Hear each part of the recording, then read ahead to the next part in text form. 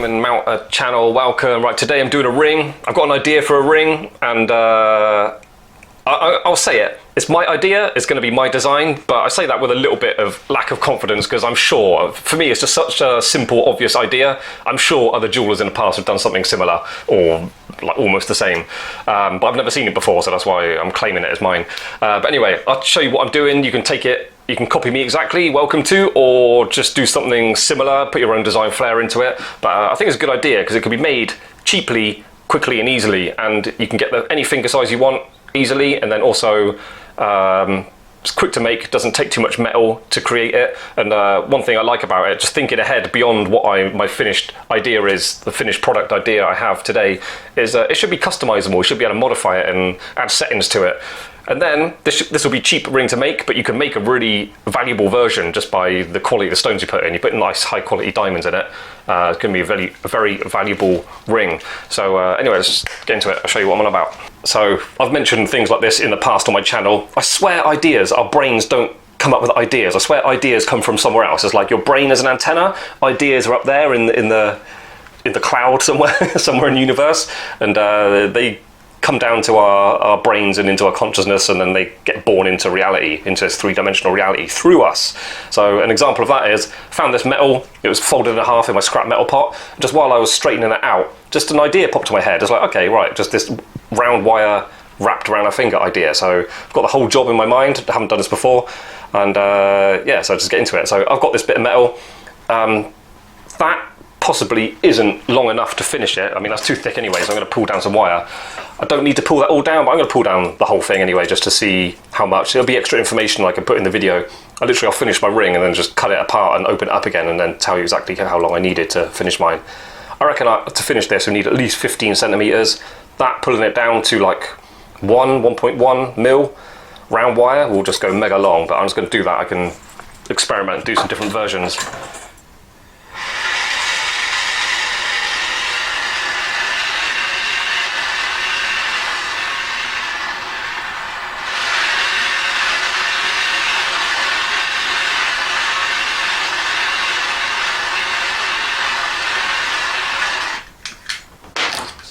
Because 1 mil is quite a lot thinner than that, I'm just going to mill it down a bit more.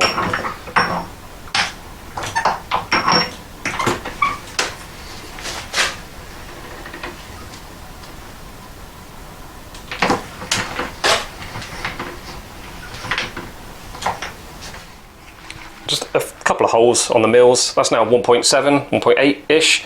I'm going to start pulling that down now because I want it to be like nice and perfectly round when I'm approaching the measurements I want it to finish at. If I mill it down more, I might end up hitting like 1 mil and there's still like a bit of a flat from being square before down the side. That's no good. I wanna control it. I want it perfectly circular before it goes near my final measurements. So anyway, 1.7 I feel like is a good time to start pulling it. To go through the draw plate, it's got a filer point on it. I tend to just hold it parallel pliers, get a big fat file, start on the corners. Beginners, I remember at college, a lot of people do very strange things when they're sharpening wire to pull it through the draw plates. I'd say about 1 centimetre, and that'll do. Like, it's just got to go thinner, yeah? So it just goes through the draw plates, and then it's got to be strong, so you can clamp on it and pull that with a lot of resistance through the hole. If you go too sharp, too quickly, you're then pinching a small bit that's very thin, it will just snap. Bit of a balance, I would say. Let's give you a measurement. Never done this before. Yeah, about 1 centimetre. About 1 centimetre, and then don't go too thin. There's a hole. I've got proper jaws for thicker bits of wire, but otherwise, just normal pliers with like teeth on. Normally do the job on thinner bits of wire. Oh, very gentle. Okay, right. Pulling wire is awkward for me at the moment. I've got the vise in its temporary place. I was about to build a proper stand for it, but I've decided to move my workshop around again, so I'm not doing that yet, so it's just sat here for the time being. And it's especially awkward today because I've got a car battery charging up between my legs. Anyway, yeah, see what I'm doing? Oh, that's what I was going to talk about. Push it through, pull it a little bit, and then get your pliers right up to the draw plates again. Pull it a little bit, get your pliers right up to the draw plates again. That way you're gripping it as far back as possible. It just helps grab hold of a bit of the wire where it's full strength, not the thinner bit. And then try and get your stance ready. Get ready to have one foot quite far back behind you so you can sort of continuously pull it, ideally. Not always possible, but if you can pull it through in one motion, you get a nice clean stretched bit of wire. If you pull it through like and adjust your feet, you get little kinks in there, little sort of dents almost in the wire. It's much better if you can do it in one motion. Not always possible, but if you can, you should aim to do that. Okay, another little tip for annealing long lengths of wire. At college, they taught me, and I've seen in like beginners, jewellers books as well, they tell you when you get a long bit of wire is to like roll it up or scrunch it up and then anneal it like that. I hate that for a few reasons. Mainly, you can't anneal it properly. If that's just all like screwed up, you can't get the flame around it evenly on each bit. It's all overlapping itself, and that you'll have annealed bits. You'll have bits that got all so hot they almost melted right next to a bit underneath it that didn't get hot at all. Very patchy anneal, bad job. And then, another reason why I don't like that, after it's annealed, and you might need to pull it down more, you've got to open it all up again, so you're like hardening the metal. You don't even if you could anneal it nicely, you lose the benefit of the softened metal by opening it up again. A long bit of wire, any length, to a certain degree, any length. I'll show you how I do it. This is a diamond mounter. It's come from experience, my own experience, I wasn't taught this. So spring tweezers, these ones, hold that right on the end. Get the other end of the wire over your block. Flame goes along it, not like this, goes like this. You get the maximum efficiency from the heat of the flame. Bring it close to the block. Silver getting cherry red as annealed. That's all annealing quite evenly. And just let it go for the last little bit. If you want to quickly go over it again, in case you missed a bit. Obviously there's a limit. If you're making like a long chain or something and you need like 3.5 meters of wire, maybe you're forced to coil it up. But if you've really got to coil it up for some reason, try and do it neatly. Don't just scrunch it up, wrap it around something so you've got a nice sort of even circular coil. This wire, pulled it down to that look, approaching what I want it to be, 1.25, and I still think that looks a bit thick for my idea. Totally usable, could do it. I might make the ring and then wish that I had left it at this gauge, but I'm going to go a bit thinner. 1.2, I reckon 1.1 might be correct. It's a little bit thick looking. Actually, when you're annealing the wire when it's thinner, it's going to melt much more easily, so you need to be a bit more careful with it. So, get that end annealed first, then I'll hold it. Then the flame doesn't really move, I just move the wire, keep the flame where it is really.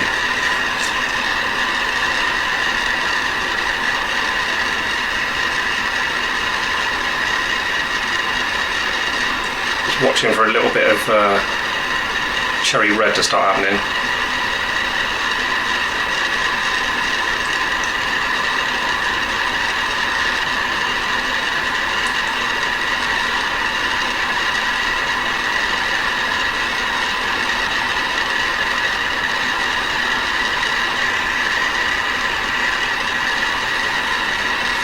Okay, I think we got it all. My dodgy draw plate strike again. I cut this wire in half here because I got it down to 1.2 almost, 1.19 that says, and I felt like totally usable, but I wouldn't mind it a bit thinner, so I went down one hole thinking I'd get more like 1.1, and no, I went straight down to just over 1 mil. So I've got one slightly thicker than I would have liked and one slightly thinner than what I would have liked. I'll try with a thinner one. It's not too bad. I'll try with a thinner one. I'm going with a thinner one because what's going on in my mind is, the point of this video is, one of the reasons for this video is I want to show you how to make a ring simply, quickly and easily and cheaply. Not much material in making this ring, so you can actually buy some expensive ass precious metal and create a ring without spending too much money, because the prices of gold have gone mad. Yeah, okay, let's go with a thinner one. I think it's going to be alright. Okay, so let's get going with this. My metal, it's got a curve this way, but looking at it this way, it's quite straight, so I'm going to leave it. if you've pulled your wire down and you've done it a bit messily and it's a bit kinked and wobbly, I would definitely straighten it. Do that by just holding one end in the mills, in the vise, and then just pulling the other end, and then it'll just stretch slightly. Carefully let go and it'll stay straight. But yeah, you don't want it all wavy and wobbly. It's going to ruin your ability to make a ring and have control of the finished design. Differences between working in silver and gold and platinum. Gold and platinum, especially platinum, I would polish it now, and I'd start that process by taking my annealed bit of wire. I've got just an old bit of buff paper there, it's quite smooth, probably 400. And then I'm just going to fold it around the metal and just sort of wipe down it. That'll smooth out the surface. Might not even need to do it really with this grey paper because it's pretty smooth in it when it comes out, the draw plates. I'm not gonna, after this I would polish it. I would polish it. This is even smoother paper, it's probably 1,000. I would polish it before doing it because then you get a nice even smooth surface all around the wire. Easier to do it when it's a straight length than when it's all wound up. I'm not doing it silver because when you solder silver it goes all sort of chalky white and the surface goes like matte. I think it'd be a bit of a waste of time doing it in silver, but I can at least buff it with some very fine paper just to get it smooth and nice. And then when it's finished I'll chuck it in a barreler, it'll brighten up nicely. Okay, going through the job in my mind. I'm not starting from the end, I'm starting from the middle. And we need to have a bit of control over what we're doing. It's not just wrapping up a bit of wire. If you're really making one and making one for someone, we've got one for sale online, someone wants one a different size, you need to be able to make it a specific size. So let's get the size right first. So I'm going to make mine size L, M.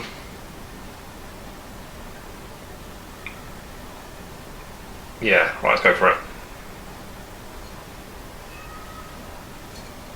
So scissor it around, got to be really careful with it, don't kink the metal anywhere, you don't want it kinked.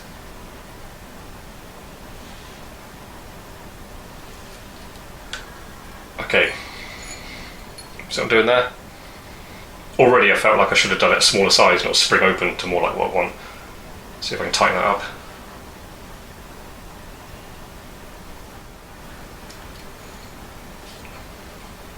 Get in there, come on. Yeah, okay, first tip. Wrap it around way smaller size, like 10 sizes smaller than what you want, and then you can just push it up to wherever you need it to finish. That was my first mistake. Okay, so thinking ahead a little bit, not just that one going to that side, that one going to that side. One of these sides has got to go all the way around. Then we join them up. So let's do that like that. Wrapping it around, and that's going to join about there. Okay, I might have to draw some lines on it to explain what I've done. The ends, one end's going to join about that side, and the other end's going to join about there. So it's just like the design, you can see it going across the top of the finger. But then there's two bands going around the back. Oh, there you go, that's an example. So like about there is the back of the ring shank. One of those bits of wire is going to join there, and the other bit of wire is going to join about there. That making sense? So that's going to go up over there and then join on that side. So before I bend that over, I'm going to shape it up so it can slot onto the metal nicely. Paper disc. Get the end flat first. Wax all over my disc. And then that's going to go on that side, so let's put a tapered edge on it. Seeing that? Is that clear? Edge is going this side from the outside.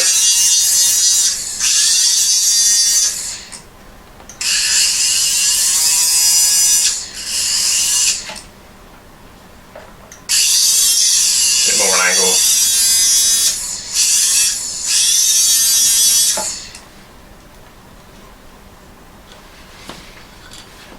One more trick.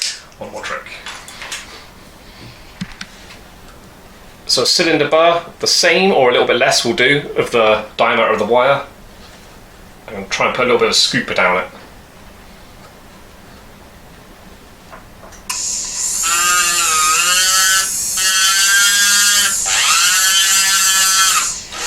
This will make it fit much better, and then also lock in place, which makes soldering much easier. It just stays in position.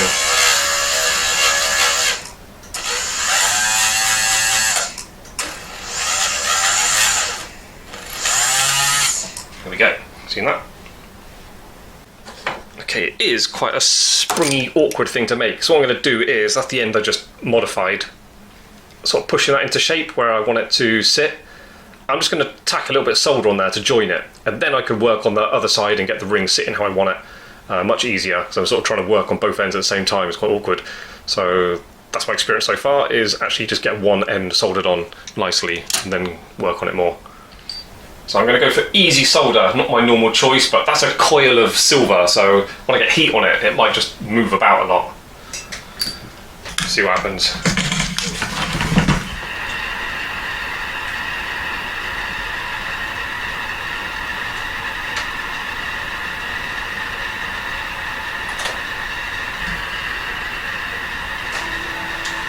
Okay.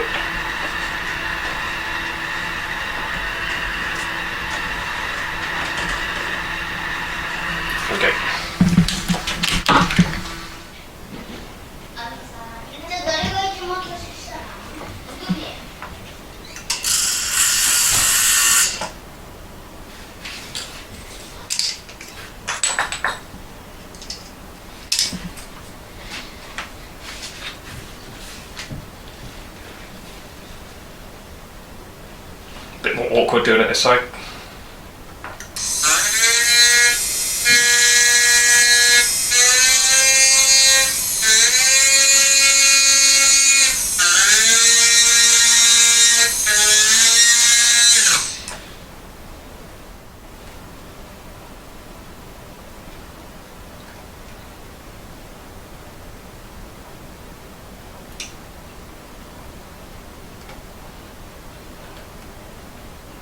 Okay, there we go. Right.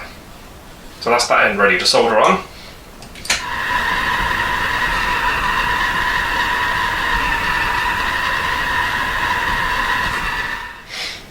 Okay, I'm looking at it, studying the design. I don't like where I soldered that. I think that solder should have been on the top one, not the bottom one. It's made the whole thing look like that rather than that on top. So I'm gonna, shall I move that one? No, that one's good. That one needs moving out to the other side. Okay, there's a bit of a balls up, but get in there. Yeah, I'm going to unsolder that and then basically solder it to the other wire that's on the outer side. A bit of flux. I'm going to get it hot and just pull it away. I happily make all the mistakes so you don't have to. So I can give you the blueprint of what definitely works. That needs to be held more securely from there. There you go.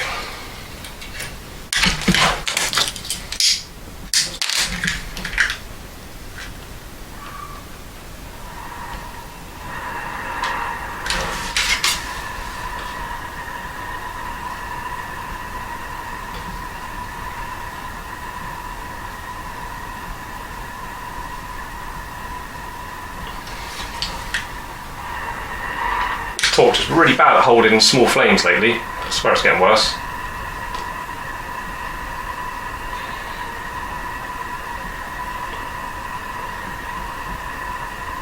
Okay, unsoldered. That solder is going to be not impossible, but difficult to clean off nicely. So tell you what I'm going to do. Start again. Okay, back to square one. So what I did last time is I started from the middle, as like I was trying to create the finished product right from this stage. No, this time I'm just gonna learn from the previous mistake, learn from experience, start off wrapping it around the smaller end of the stick, and then we'll push it down to the size we want. I'm just gonna start from the end. Watch this, I'm just gonna rest the handle on the workbench there. Let me just wrap it around. See what happens in it. Let's just start as easy as possible and then modify it to what we want it to be. So 1, 2, 3. got that. What size does that go to? There you go. That's easy, isn't it? Okay, right, let's work with this. Chop off that straight bit. Chop off that straight bit.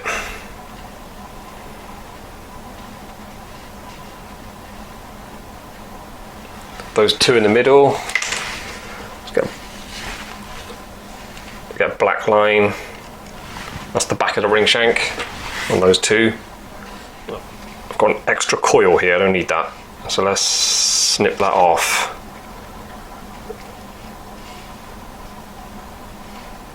That's alright? Yeah. Snip that off there. I want to create what was in my head first time round. So that needs to bend out, and then we're going to join on there like that.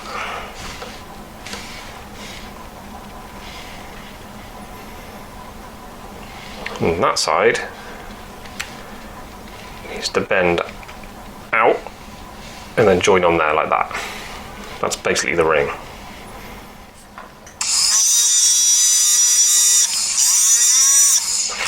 Flatten it first.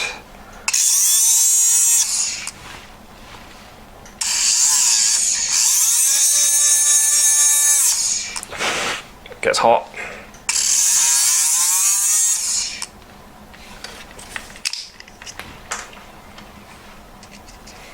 Cylinder.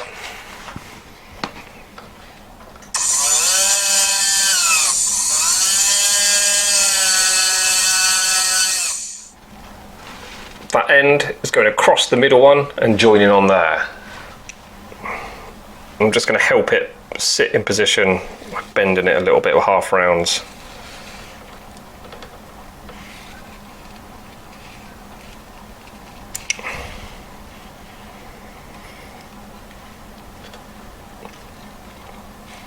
This wire is much more springy than what I had before. The hardness and springiness helps you keep all the curves nice and fluid, but softness helps you actually, at this stage, lining things up. Okay, almost there. Basically, I'm pushing it past where I want it to sit, and then it springs back to where the place where I want it to sit.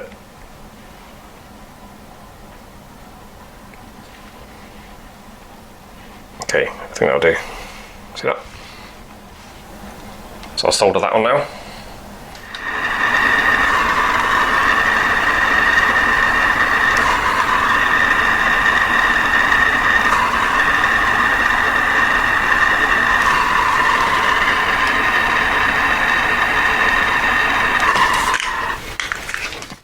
So that's soldered like that, and then the other side, same again. It's going to cross over the center one and solder on the inside of the outer ring, which is the mistake I made on the other one. I put it on that one, should have gone over the middle section. So again, paper disc that, cylinder phrase, get that scoop in it, tweak it with the half rounds just to help move across that center section, and then that is the ring. Flatten the end first. So paper discs, I always mention this, they're good because you can shape metal without putting any pressure on it. Like if I tried to file the end of that, you could do it, but it would be awkward and there's a risk of it catching on the teeth of the file and then just yanking out of position. Not much chance of that at all happening with the paper disc.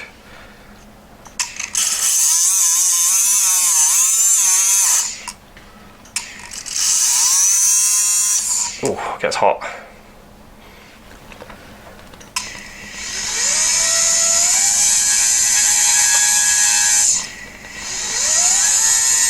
I don't think this cylinder burr is very sharp. Not cutting very nicely at all. When you're doing this, don't worry about being exactly scooped out nicely from edge to edge. You can get away with just that, just putting like a dip in the middle. It will help it lock into the other side with a small enough gap for solder.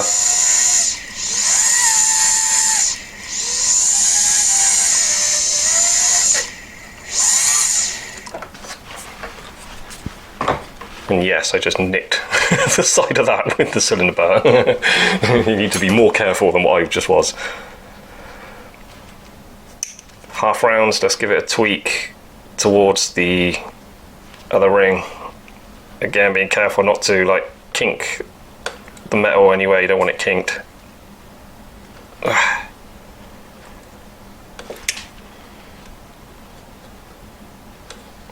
And that has to go across and sit in there.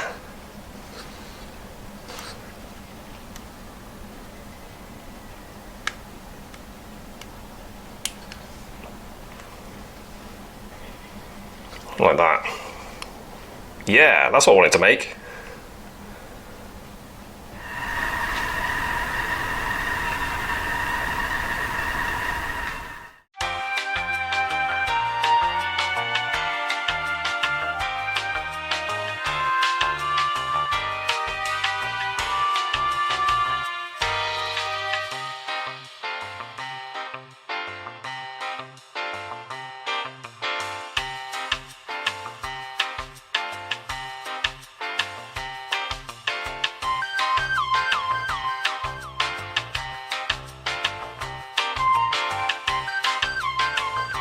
So that's a little bit thinner than I wanted. I wanted 1.1, this is more like 1 mil. I think 1.1, yeah, 1.2 I had, 1.25, that looked too thick. I think 1.1, this design in 1.1 would be better than what I've got here.